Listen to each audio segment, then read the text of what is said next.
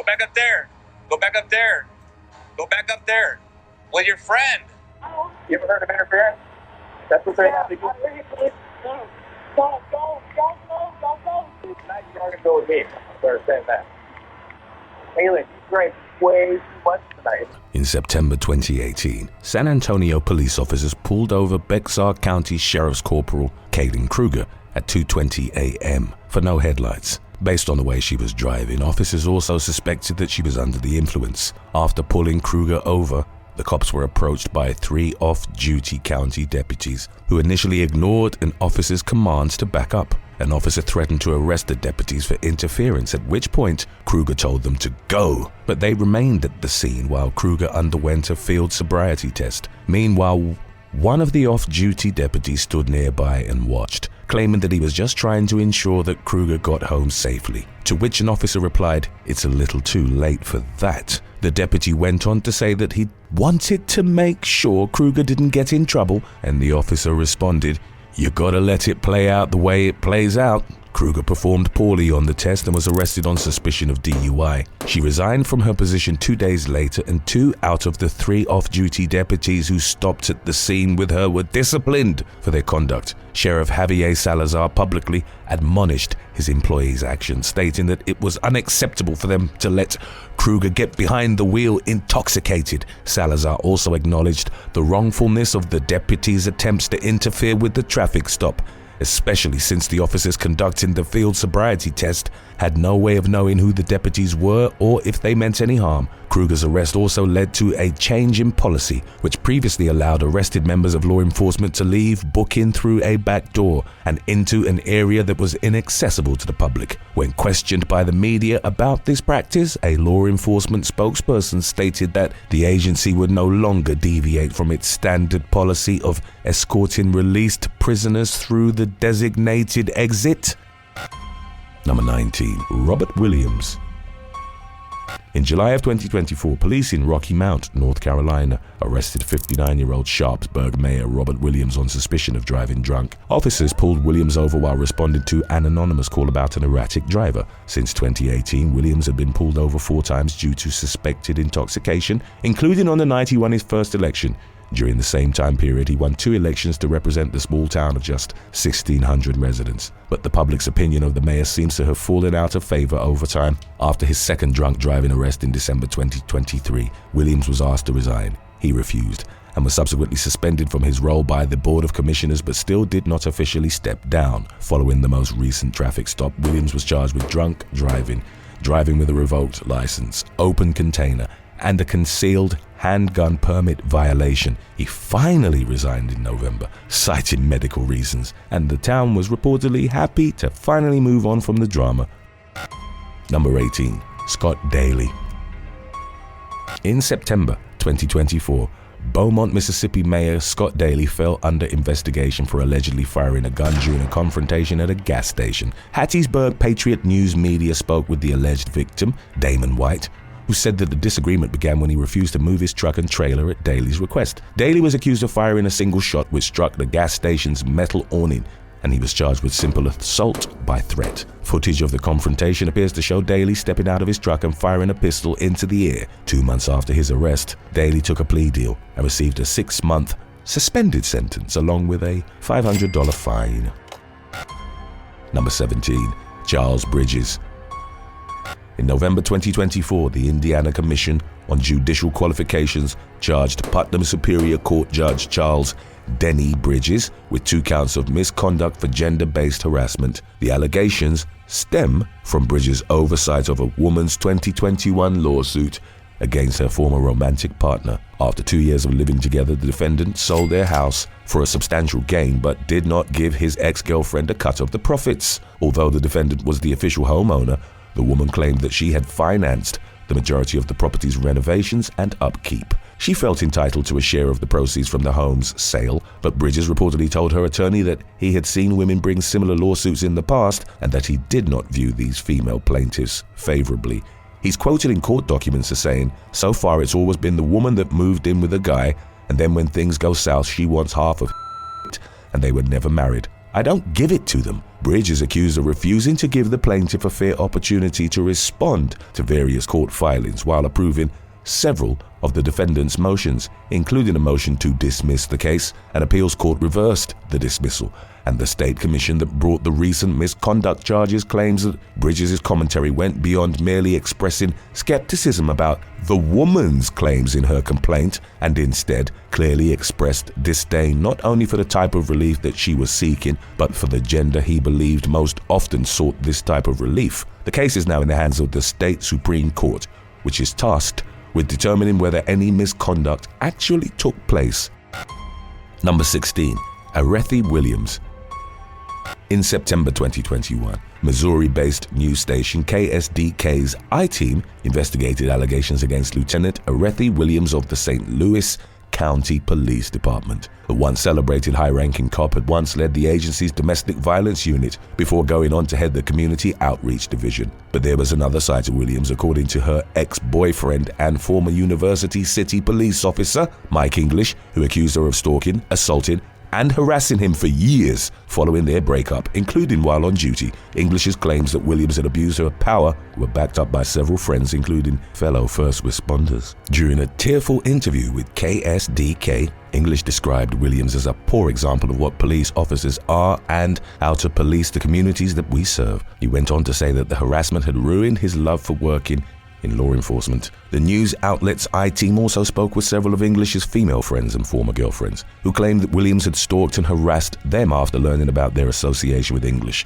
In one incident, which was reported to law enforcement, Williams was accused of following one of English's friends to her home. Some of the alleged harassment, including instances of physical abuse, was captured on surveillance video. English eventually complained to Williams' employer. 4 days later, Williams filed a restraining order against him, accusing him of abuse. Speaking under the condition of anonymity, one female police officer accused the county authorities of failing to properly hold Williams accountable. Several weeks after the I-Team broadcasted their findings, the network announced that Williams had been detached from the community engagement unit and assigned to a more administrative role. It's unclear whether any additional action was taken against her following her demotion. Number 15. Jim Schwartzman. In early 2011, 27-year-old school teacher Ellen Greenberg was found dead in her Philadelphia apartment with 20 stab wounds, half of which were inflicted from behind, and a 10-inch knife in her chest. The discovery was made by Greenberg's fiancé, Sam Goldberg. Based on the evidence at the scene, investigators initially treated the case as a homicide, but foul play was ultimately ruled out and no arrests were ever made in connection with the case. Greenberg's parents, Joshua and Sandy, refused to believe that someone could suffer such a violent death without foul play being involved, but the authorities refused to re-investigate the case, which remains shrouded in mystery and suspicion to this day, while the Greenbergs continue to fight for justice and answers. In 2022, the couple filed a lawsuit accusing local officials and the medical examiner's office of engaging in a cover-up to conceal the botched nature of the investigation and the true cause of Ellen's death. In addition to having the apartment professionally cleaned before detectives even obtained search warrants, law enforcement allowed Goldberg's uncle, a prominent judge, to take various items from the residence.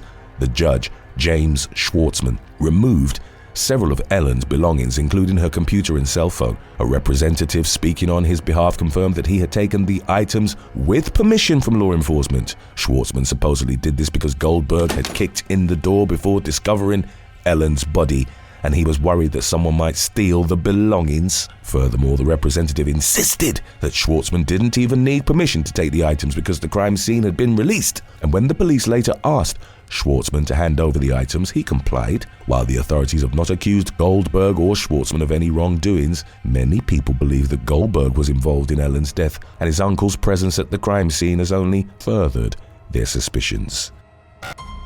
Number 14. Mark Aaron Knight. On August 2nd, 2023, a Conway, Texas city official was accused of assaulting a man at a bar during a trivia game. According to an arrest affidavit, 37-year-old Chief Information Officer Mark Aaron Knight invited the victim to sit at his table during the event, which took place at JJ's Grill. The victim claimed that Knight began to aggressively rub his leg and that his hand wandered into a certain area. The following day, a police officer spoke with Knight, who reportedly claimed that he didn't remember much of what had happened the night before. This falls in line with one witness's claim that Knight was noticeably intoxicated during the trivia game. One bar patron told police that they had seen Knight rubbing the man's leg and that the man had a stunned look on his face. Knight allegedly went on to place his hand beneath the accuser's shirt, at which point the witness intervened. Later on, the victim supposedly started crying because he was so upset by what had happened. Knight resigned from his position the following month, and in October 2023 he was charged with felony assault. He was released after posting $25,000 bail and maintained his innocence in a statement given by his lawyer, who said that Knight planned to plead not guilty and that he did not believe his client had committed any crimes. The current status of the case is unclear. Number 13. Benji Cranford. In August 2024, Georgia Bureau of Investigation officers paid a visit to the small city of Thompson and arrested Mayor Benji Cranford at the tail end of a city council meeting. To the shock of local residents, Cranford had been indicted on charges for allegedly providing state prisoners with alcohol. According to prosecutors, Cranford bought a bottle of Seagram's extra dry gin and left it in a ditch for a nearby work crew of inmates to retrieve while picking up garbage along a roadside. The bottle was discovered by a corrections employee who noticed some suspicious activity while driving an inmate bus.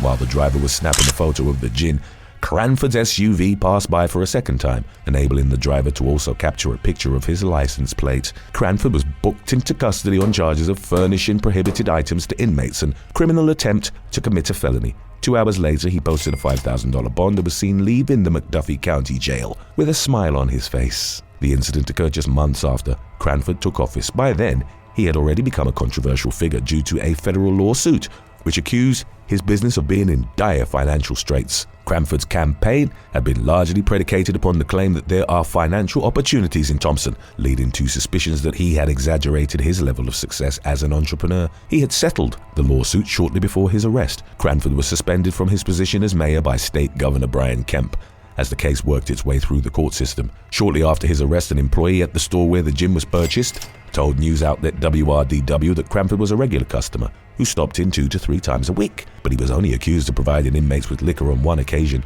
and his defense attorney argued that the bottle fell out of his vehicle when he opened his door after pulling over to check his Bluetooth connection. In fact, Cranford's lawyer claimed that he didn't even notice the inmates working nearby. In December 2024, Cranford was found not guilty, and his suspension was automatically lifted.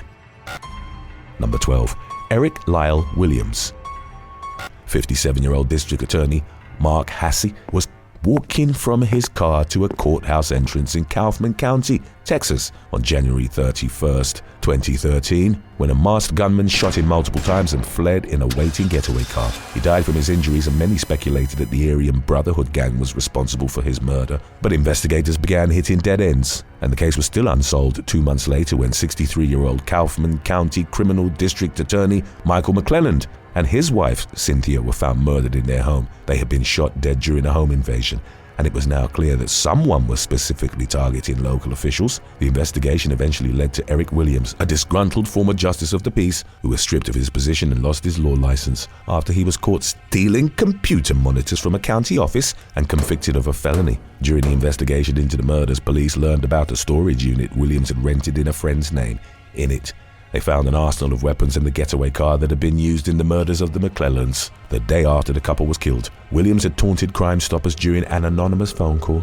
He promised not to harm anyone else if a county judge resigned by the end of the week, but hung up and never called back. Luckily for the already traumatized town of Kaufman, no one else was killed. In April of 2013, Williams and his wife, Kim, who acted as his getaway driver, were charged in connection with all 3 murders. Kim testified against her husband in exchange for a plea deal, which came with a 40-year prison sentence. While on the stand, she told the jury about how Williams was so excited the night before Hassey's murder that he modeled the bulletproof vest he planned to wear. In December of 2014, Williams was found guilty of capital murder. He was sentenced to death by lethal injection and is currently awaiting execution. Number 11. Calvin Hawkins. In December of 2024, the Indiana Commission on Judicial qualifications charged Lake County Superior Court Judge Calvin Hawkins with 3 counts of misconduct. According to court documents, Hawkins rubbed a female courthouse staff member's shoulder in a way that made her uncomfortable.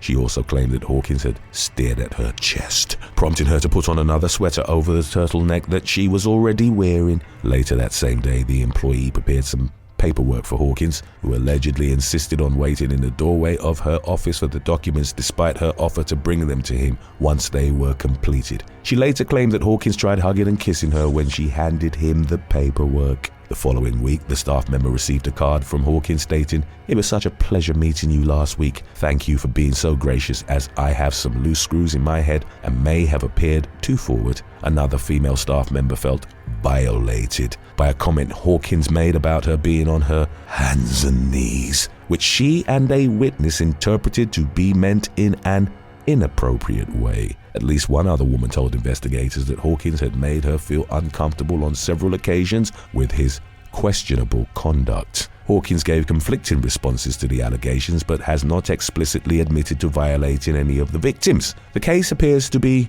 ongoing. Number 10. Matt Gaetz. Just days after winning the U.S. presidential election in November 2024, Donald Trump announced his intentions to appoint Congressional Representative Matt Gaetz as the new U.S. Attorney General. The decision was immediately met with widespread criticism due to the 42-year-old career politician's limited legal experience, as well as past allegations that he violated underage females. Back in 2020, Gaetz had fallen at the center of a U.S. Department of Justice investigation relating to accusations of his involvement in trafficking and having relationships with minors. The DOJ immediately decided not to charge him, but many people were less than convinced of his innocence. Just days after Trump's recent announcement, Gaetz resigned from the House of Representatives and withdrew from consideration for Attorney General. In December, the House Ethics Committee released a report claiming that Gaetz sent payments totaling tens of thousands of dollars to questionably young women between 2017 and 2020.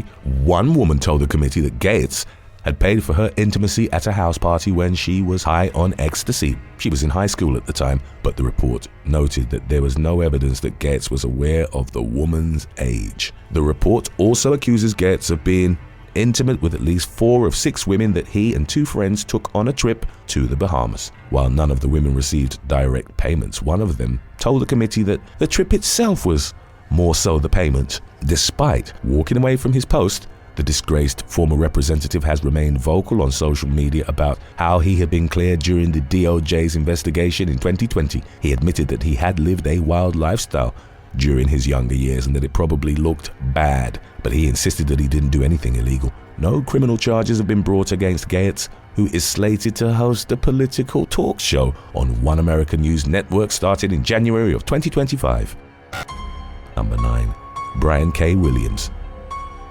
In December 2024, FBI agents raided the home of Los Angeles Deputy Mayor for Public Safety Brian K. Williams. The search stemmed from an alleged bomb threat that Williams is accused of making against Los Angeles City Hall earlier in the year. While investigating the case, the LAPD determined that Williams was the likely source of the bomb threat. The agency turned the matter over to the FBI due to its working relationship with Williams, who was appointed to his position in 2023. He's currently on administrative leave as the investigation continues. Despite the LAPD's belief that Williams is responsible for the threat, the mayor's office reassured the public that there was no immediate danger.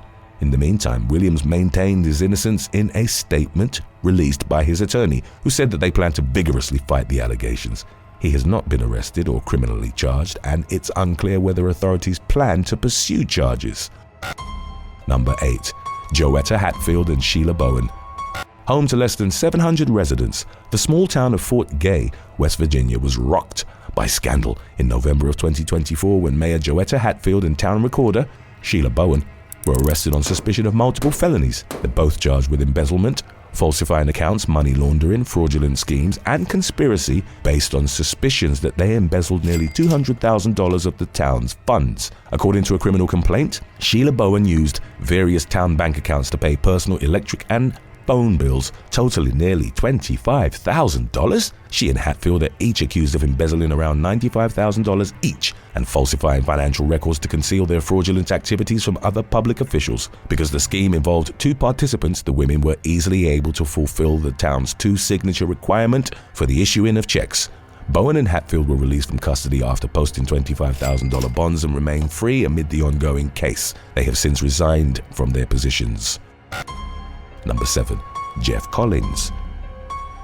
In March of 2024, prosecutors asked the Arkansas State Police to investigate Augusta Mayor Jeff Collins due to the findings of a recent audit by the state legislature. The audit, which analyzed a 3-year period from January 1, 2020 to December 31, 2022, found evidence of unaccounted spending and improper transactions totaling hundreds of thousands of dollars. Included among the suspicious activity were improper adjustments to utility customer accounts totaling nearly $168,000, more than $15,000 in undocumented credit card purchases, unexplained checks to city officials totaling $10,000, excessive salary payments to the mayor and city clerk, unauthorized payments for services, and more. Records also showed a failure to follow bidding requirements for purchases in the amount of $335,026. When the inconsistencies first came to light, Collins offered some explanations. He said that city officials had voted to give him a 3% raise, hence the excessive salary payments that he was accused of receiving, but the local population wasn't convinced that the 61-year-old mayor was being truthful, and in June, multiple residents filed a complaint asking for Collins' removal. In addition to the allegations detailed in the audit report, Collins was accused of using public funds for personal expenditures, including clothing and non-work-related travel. In September, he was charged with misdemeanor theft. After being released from jail on his own recognizance, he released a statement apologizing to the public while maintaining his innocence. Number 6. Casey Vaughan.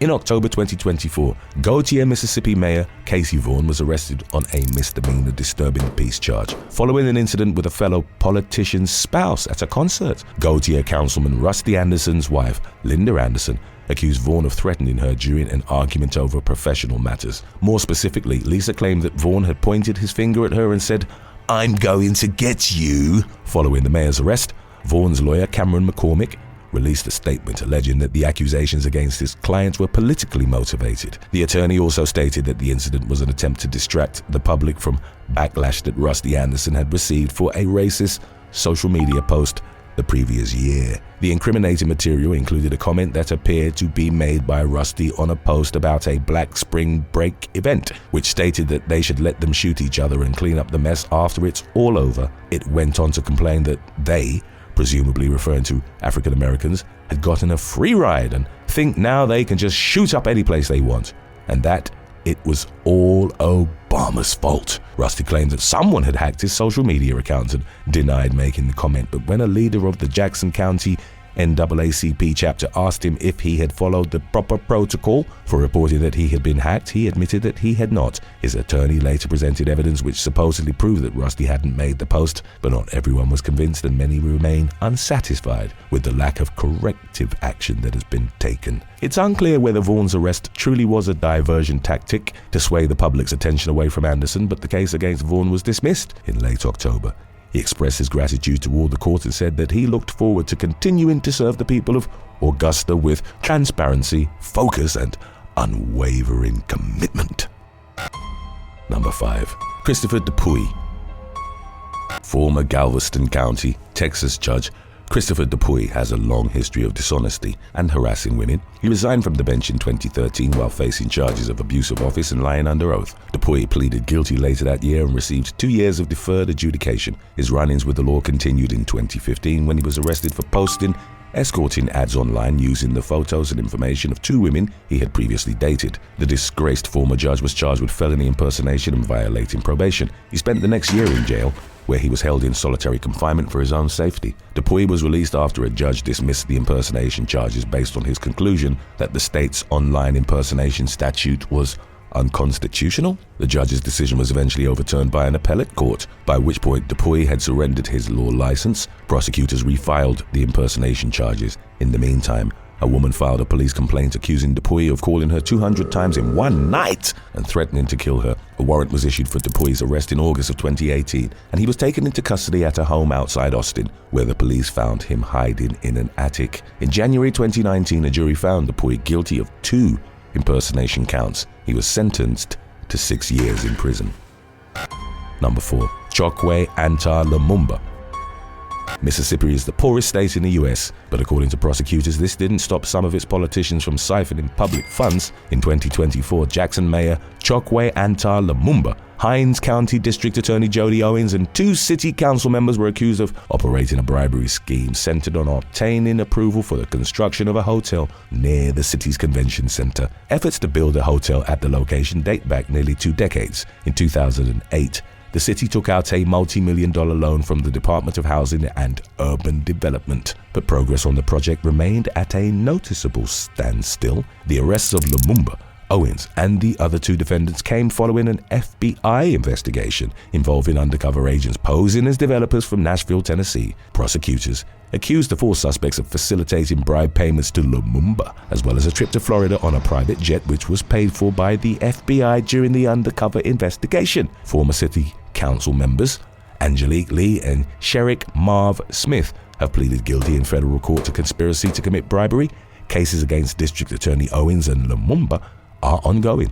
Lumumba, who's accused of accepting more than $50,000 in cash bribes, is maintaining his innocence despite the guilty pleas of his alleged co-conspirators. He's charged with 5 federal crimes, including federal program bribery and money laundering, and Owens is facing similar charges. Number 3. Sean Reyes. Sean Reyes has been Utah's Attorney General since 2013. In November 2023, he fell under the scrutiny of state legislators who were concerned about Reyes' relationship with the anti-human trafficking nonprofit Operation Underground Railroad, OUR, and its founder, Tim Ballard. Founded in 2013, OUR has been accused of falsely taking credit for rescues, embracing the QAnon conspiracy theory, relying on psychics for information, misleading donors and the public about its work, and other questionable practices. The nonprofit also has low credibility among law enforcement agencies, including the U.S. Department of Justice, which has advised members of its Internet Crimes Against Children Task Force against partnering with OUR or associating with the organization in any capacity. In 2023, OUR was named as a defendant in 2 lawsuits accusing Ballard of assault, grooming, harassment, and misconduct. Ballard resigned from his position as the organization's CEO shortly after the allegations surfaced, and an independent investigation concluded that he had engaged in unprofessional behavior inconsistent with OUR's policies and values. One of the lawsuits accused Reyes of intimidating a witness into not testifying against Ballard. The other lawsuit was filed by a Utah woman named Suzanne Whitehead, who works for a nonprofit with a track record of legitimately rescuing trafficking victims. The lawsuit claims that Reyes unconstitutionally suppressed her free speech rights after she began speaking out against OUR's practices and alleged lies. Additionally, Whitehead accused Reyes and OUR employees of threatening to interfere with her husband's immigration case. Ed Smart, the father of kidnapping victim Elizabeth Smart and a devoted anti-trafficking activist, told Fox 13 that he believed Whitehead's claims were valid and that was suing for the sake of getting the truth out about OUR rather than for money. Whitehead ultimately dropped her lawsuit against Reyes.